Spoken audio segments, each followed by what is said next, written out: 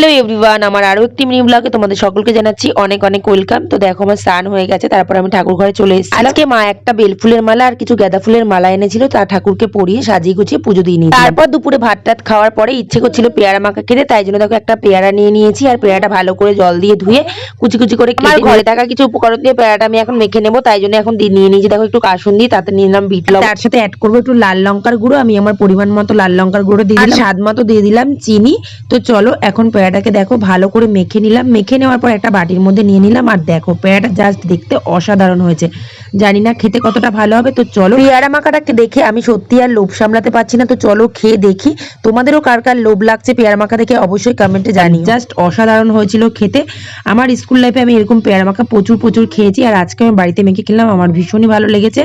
তোমরাও এরকম ভাবে বাড়িতে পেয়ারা মাখা করে খেয়েও দেখবে, তোমাদেরও ভীষণ ভালো লাগবে। চলো বন্ধুরা, আজকে ভিডিওটা আমি এখানেই এন্ড করছি। ভিডিওটি তোমাদের যদি কিছু ভালো লেগে থাকে অবশ্যই লাইক করে